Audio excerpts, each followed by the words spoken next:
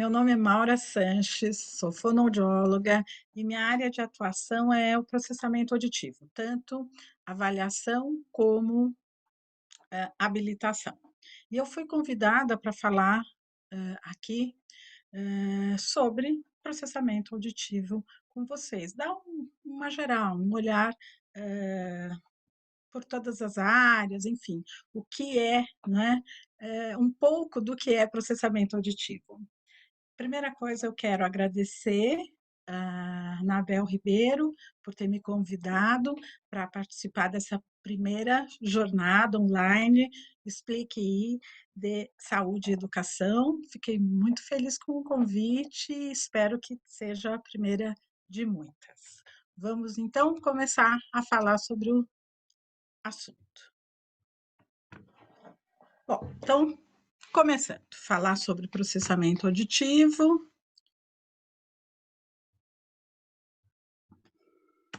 Ixi, gente, vamos lá. Começando, vou falar sobre processamento auditivo. Primeiro é importante a gente entender o que é, afinal de contas, esse processamento auditivo. Quando a gente fala processamento auditivo, a gente está falando de tudo que entra pelo nosso ouvido e que chega no nosso cérebro, na nossa compreensão e que vai nos levar a dar uma resposta. Quando eu falo especificamente de processamento auditivo central, eu estou deixando de lado a parte periférica, o ouvido, tá?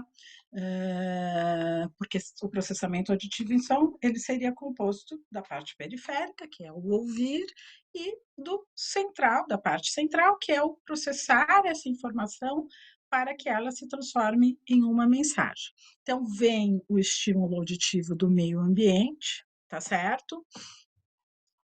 Vai haver uma atividade mental, onde habilidades específicas vão ser utilizadas para analisar esse estímulo auditivo, fazer a análise verbal, fazer a análise do não verbal, fazer a integração dessas análises, para depois levar isso, então, para áreas de compreensão e eliciar uma resposta que pode ser fala, mas pode ser um movimento, pode ser um olhar, pode ser uma resposta de qualquer maneira, tá certo? A entrada, quando a gente está falando de processamento auditivo, é sempre auditiva. Agora, a resposta que a gente vai dar depende do que o estímulo auditivo pediu para a gente fazer, tá certo? Para que isso aconteça, então, para a gente processar esta informação auditiva, a gente tem que ouvir, e ouvir bem, não é? Detectar esse som com a melhor qualidade possível, tá? Então, a parte primeira de importância primordial, não é? E primária, seria a investigação do quanto a gente ouve e como estão as condições anatômicas e funcionais da nossa orelha externa, orelha média e a nossa orelha interna, tá? Se tiver algum mau funcionamento aqui, fica muito difícil da gente saber se a nossa dificuldade em processar o som se deve à questão periférica ou à questão central. Então, em um primeiro momento, investigar a parte periférica, e, em seguida, fazer a investigação do processamento auditivo central, que se refere às vias auditivas no tronco encefálico, as vias auditivas no hemisfério direito e no hemisfério esquerdo, e as vias auditivas do corpo caloso. Este som que foi captado na orelha, pela orelha, tá certo? Captado pela orelha externa, enviado para a orelha média, feita um início de análise na orelha interna, que foi enviado, então, via nervo auditivo para áreas auditivas do tronco encefálico, começará a ser analisado nas suas características acústicas, de frequência, duração, intensidade, intervalos, tá? Nas suas características não verbais, para poder depois integrar essas características e se transformar em uma mensagem que será entendida pelo nosso cérebro e ele se hará uma resposta. Então, entre o que você fez hoje? Ah, eu acordei, fui para a escola, tive aula disso, daquilo, almocei e agora estou aqui estudando. Todo este caminho foi percorrido. Orelha, vias auditivas centrais e áreas superiores de linguagem e programação de resposta. Toda comunicação e aprendizagem depende do bom funcionamento destas áreas aqui apresentadas separadamente, mas que compõem um todo do qual a gente depende para se comunicar e aprender com eficiência. Então, quando a gente faz uma avaliação do processamento auditivo, o que a gente quer investigar? A gente quer investigar a eficiência e a efetividade com a qual o sistema auditivo central utiliza a informação auditiva para se comunicar e para aprender. E o que isso traz no nosso dia a dia de fonoaudiólogos de diferente para o diagnóstico e para o tratamento, tá certo? Quais são as informações que a gente pode tirar dessa investigação? A nosso primeiro olhar, não é? É o olhar do diagnóstico. Então, é tentar entender neste caminho, desde o ouvido, tá certo? Palavra ouvida, linguagem ouvida, nervo, orelha interna, nervo auditivo, vias auditivas centrais do tronco encefálico, vias auditivas do córtex auditivo primário, áreas de compreensão, áreas de programação de saída, e só depois da nossa resposta, que nesse caso está sendo dada como uma resposta oral, em que parte deste caminho o nosso paciente não é eficiente. O que precisa ser estimulado, que é a próxima, não é? O nosso próximo passo, o que precisa ser estimulado para que ele se comunique e aprenda com eficiência. Tendo esta resposta, a gente então vai decidir qual seria a melhor maneira de estimular este funcionamento cerebral. Por que eu estou falando em funcionamento cerebral? Porque quando a gente faz uma avaliação, o processamento auditivo é aqui, tá vendo? Essa parte branquinha, isso é processamento auditivo.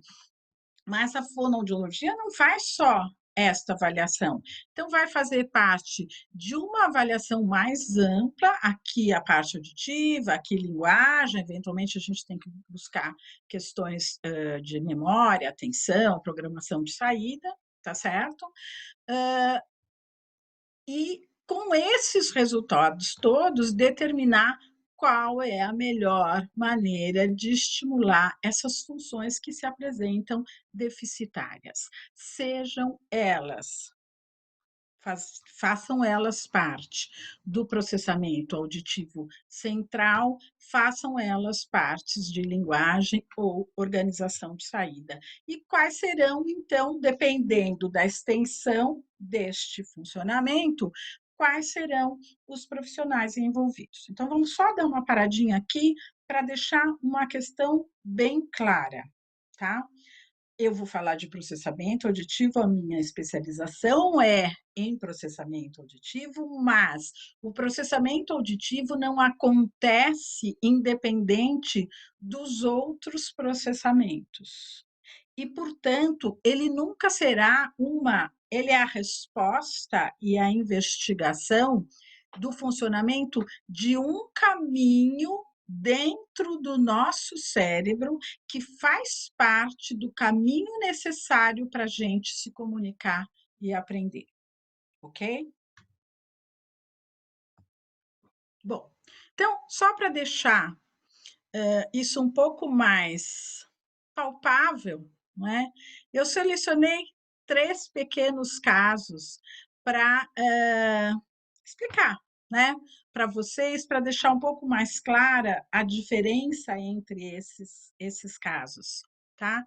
E como o exame de processamento auditivo traz informações que vão beneficiar todo o resto do processo. Além de trazer informações diagnósticas, como ele pode beneficiar o processo de habilitação e todos os encaminhamentos necessários.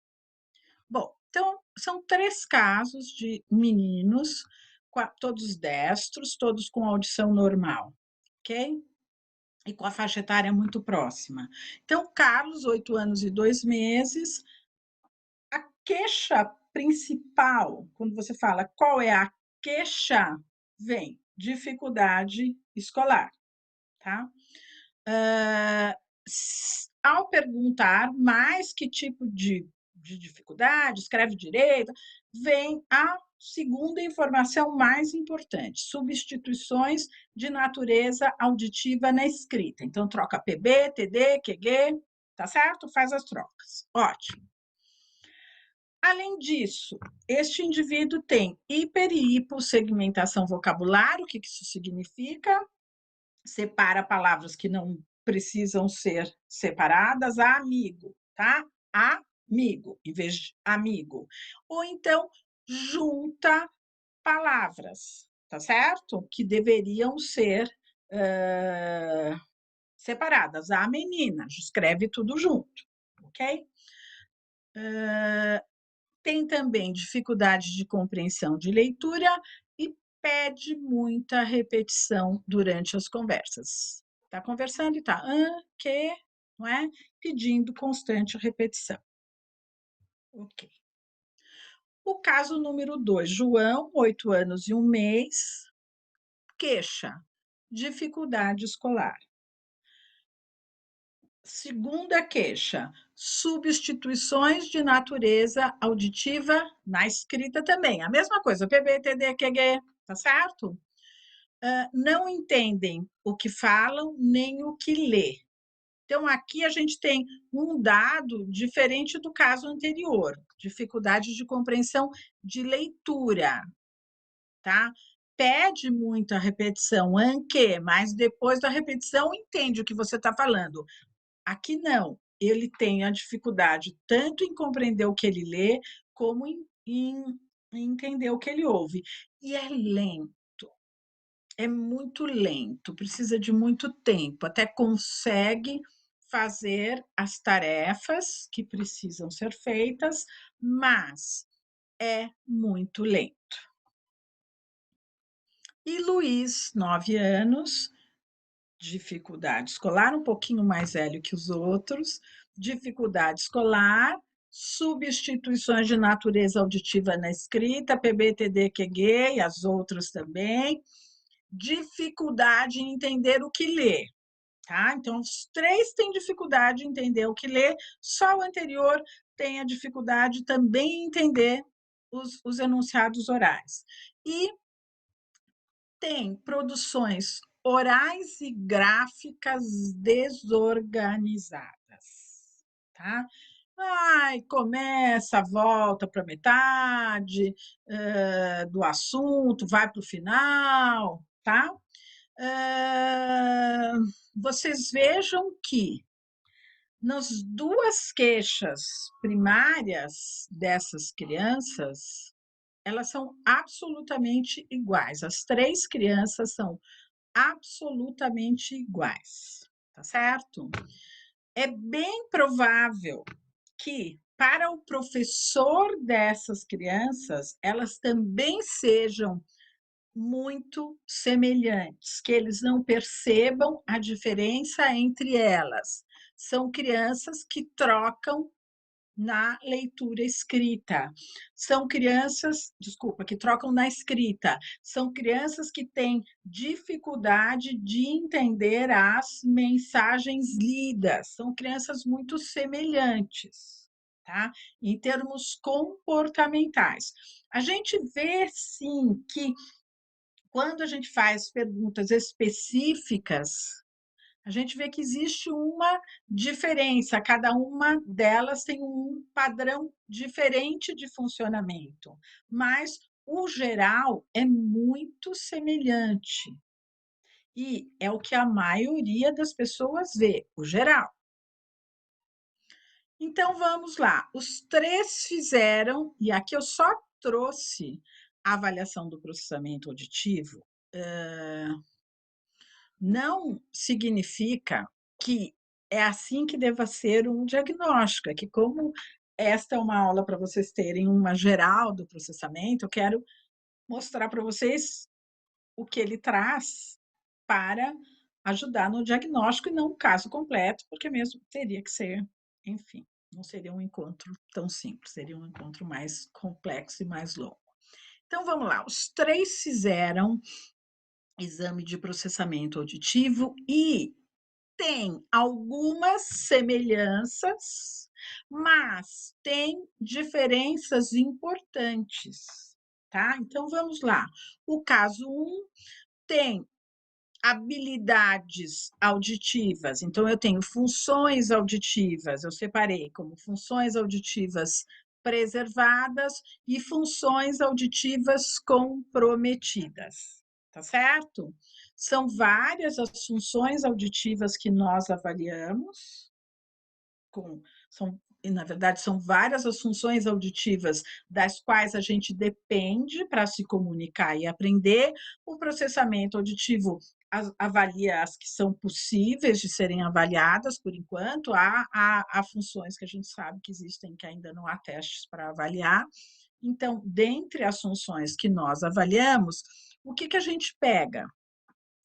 O caso 1, que é aquele que faz que, tá? Que não entende o que lê, que faz que faz as trocas, enfim. Ele tem uma dificuldade em resolução temporal.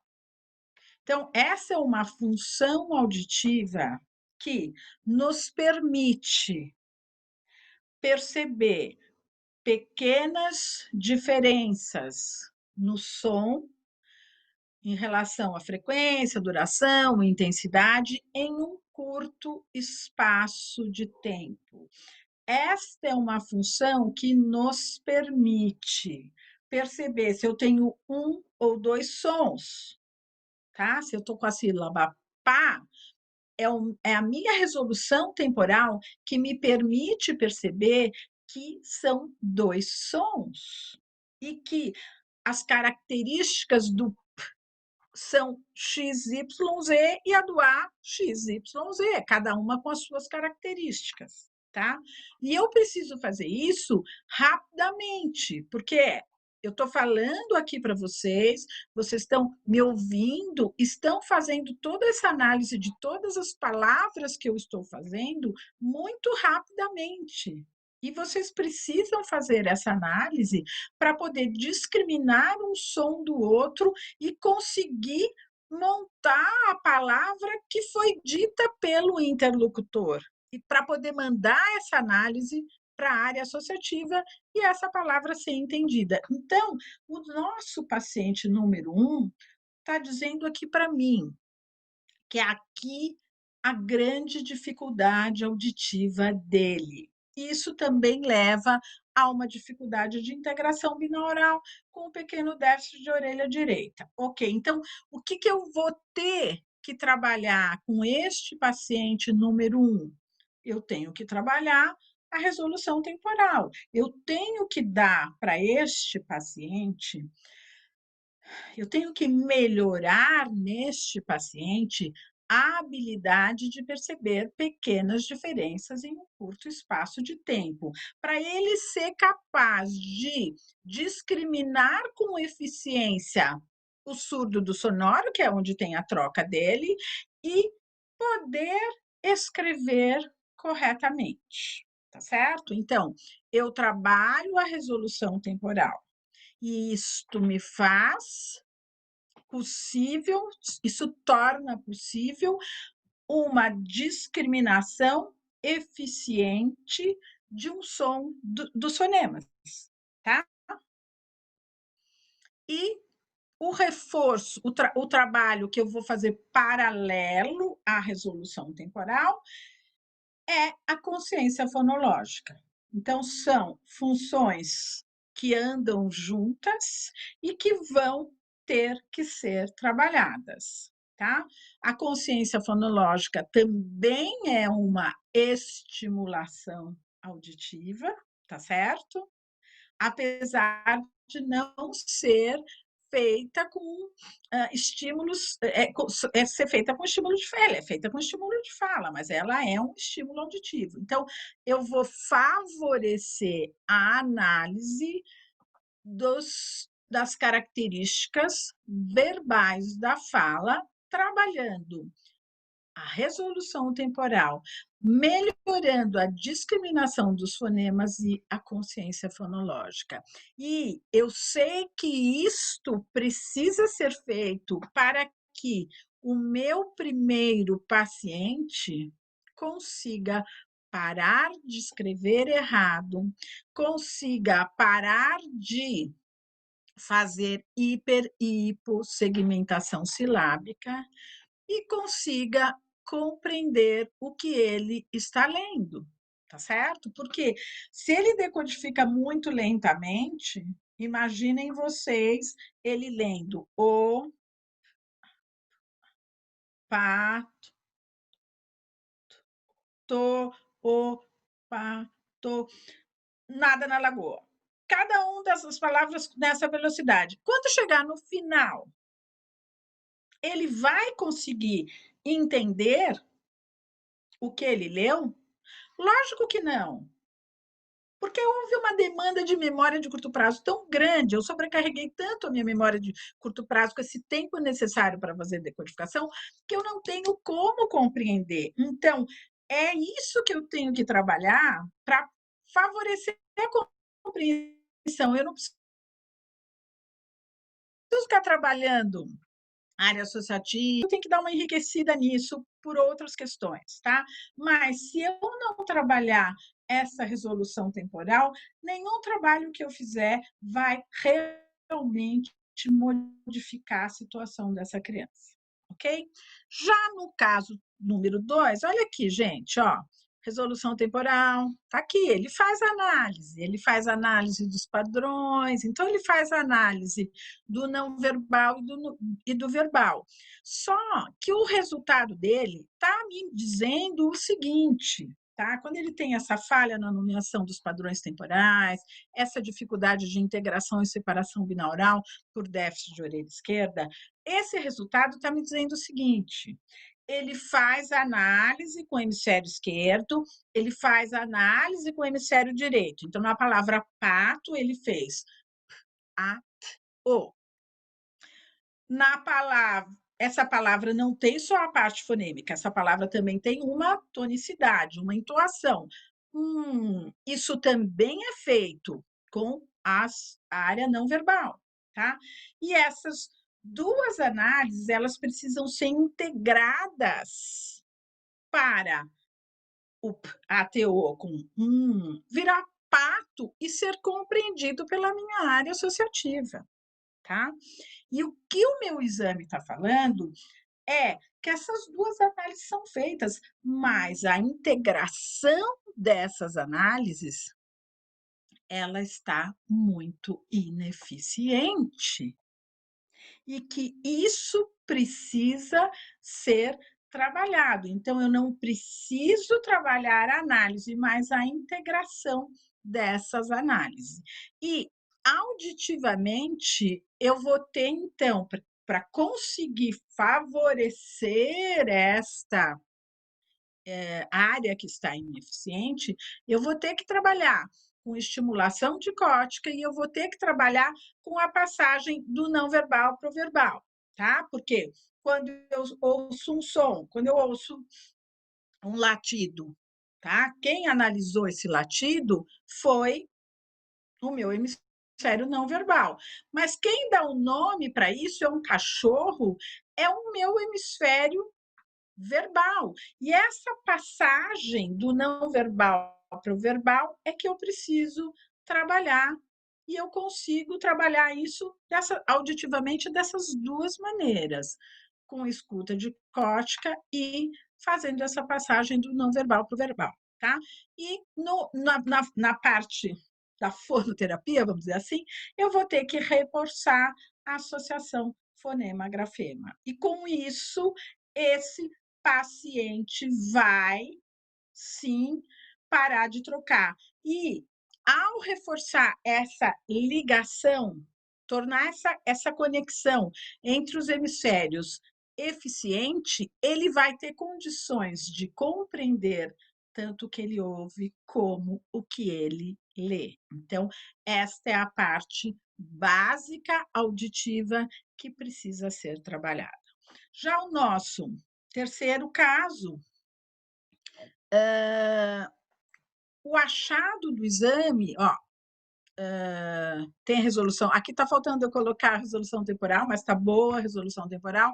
Ele só tem falha em tarefa com demanda, a tarefa auditiva com demanda de função executiva. O que significa uma tarefa auditiva com demanda de função executiva? Uma tarefa que envolve memória, que envolve sequência, que envolve evocação de outras palavras, uma tarefa auditiva mais complexa, tá?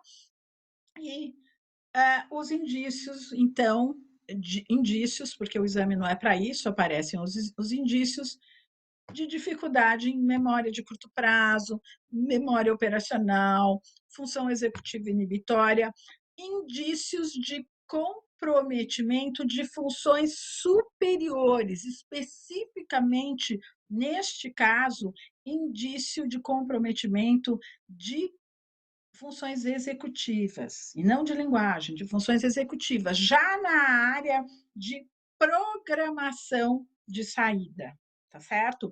Então, eu não adianta ficar trabalhando análise, não adianta eu ficar trabalhando integração da análise, porque ele já faz isso. Então, o meu enfoque de tratamento será completamente diferente. Eu vou posso usar escuta dicótica como uma entrada, desde que eu coloque demanda de linguagem, de memória e atenção, porque é com esta organização que esse paciente precisa ter mais habilidade, tá certo? Evocação, função executiva, memória de curto prazo, é isso que eu vou ter que trabalhar com ele, e à medida que essas funções vão ficando mais eficientes, ele vai ser capaz de automatizar aquela associação fonema-grafema que ele já fez, mas que ele acaba sempre pegando qualquer uma delas, então ele vai automatizar e ele vai ter maior competência em falar e escrever de modo organizado. E ao se organizar, ele também vai ter maior competência de entender o que ele lê, tá certo? Então, eu tenho 3 casos com queixas primárias muito semelhantes, ou queixas explícitas, melhor que primárias, queixas explícitas muito semelhantes, mas que o exame de processamento revela que os motivos para a dificuldade são completamente distintos. Desta maneira, ele vai direcionar, vai apontar qual o caminho de habilitação que precisa ser seguido e se algum outro profissional terá que ser envolvido no tratamento, além do fonoterapeuta e do audiologista, tá? É importante a gente entender que na nossa profissão a gente trabalha com o cérebro, tá?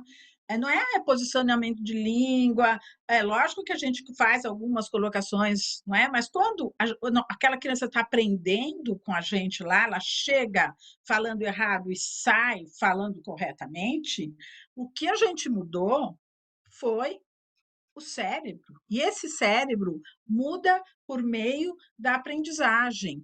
E a gente entender o que está interferindo nesta aprendizagem vai garantir um bom trabalho e um direcionamento de qualidade para o cérebro dos nossos pacientes, certo? A exposição ao mundo sensorial é que impulsiona o desenvolvimento da linguagem, que sem dúvida alguma é a tarefa de aprendizagem mais notável que nós humanos realizamos. E faz parte disto o detectar o som, processar este som em áreas auditivas do tronco encefálico e cerebrais e corpo caloso, além das áreas de linguagem e de produção de resposta. Então, o papel, vamos entender o nosso papel de fonoaudiólogo aqui, tá? Vou separar como audiologista e como fonoterapeuta, porque a vida separa a gente separa a gente não, separa a gente também, mas separa os nossos caminhos. Talvez o processamento auditivo dentro da fonoaudiologia seja a única área que envolve audiologia e linguagem tão estreitamente, não há como dissociar uma coisa da outra, mas em geral a gente tem audiologistas e fonoterapeutas. Então, o papel dos audiologistas ou neuroaudiologistas, como eu prefiro, é identificar se há alterações auditivas subjacentes às dificuldades de aprendizagem destes indivíduos, porque a gente fala muito em criança, mas a gente avalia todas as faixas etárias e trabalha com todas as faixas etárias. Estabelecer a relação entre o déficit auditivo e a dificuldade apresentada, ok? E o déficit auditivo aqui, eu não estou falando perda auditiva periférica, eu estou falando déficit nesta via auditiva central. Obter informações sobre o processamento da informação auditiva e das funções auditivas que devem ser estimuladas, tá certo? Para que elas não continuem interferindo negativamente na comunicação e na aprendizagem. Foi isso que o paciente foi fazer lá. E é isso que o audiologista tem que dizer. Foi o que eu acabei de mostrar para vocês nos 3 casos. O que está atrapalhando é isso. O que vocês vão ter que trabalhar é isso. Mas quem vai trabalhar isso não necessariamente é o audiologista, tá?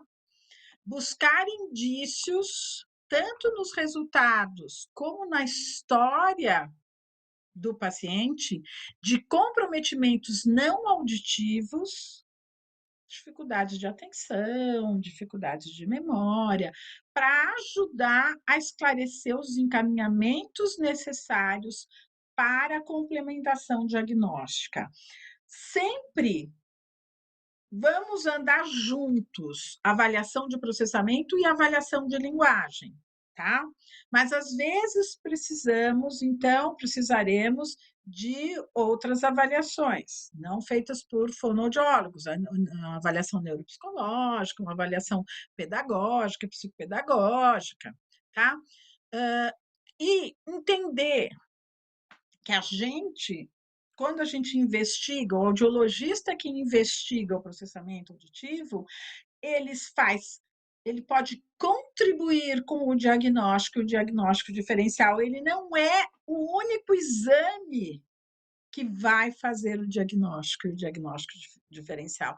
Isso tem que ser visto dentro de uma série de exames, tá certo? Então, a gente tem que fazer parte de um grupo que possa identificar os déficits e depois habilitar esses indivíduos que buscam a nossa ajuda. E o papel dos fonoterapeutas é simplesmente o papel master, não é? De estimular o cérebro, tá? Mas vamos um pouquinho além do que a gente costuma ver como fonoterapeuta. Então, estimular o cérebro para ele aprender agora, o que ele se queixa agora, mas abrir um caminho de educação e curiosidade que será trilhado ao longo de toda a vida para capacitar esse cérebro para improvisar e encontrar formas alternativas para atingir o objetivo e assim poder lidar com as adversidades, falhas e o declínio que todos nós vamos ter com o envelhecimento, ok? Este é o papel do fonoterapeuta.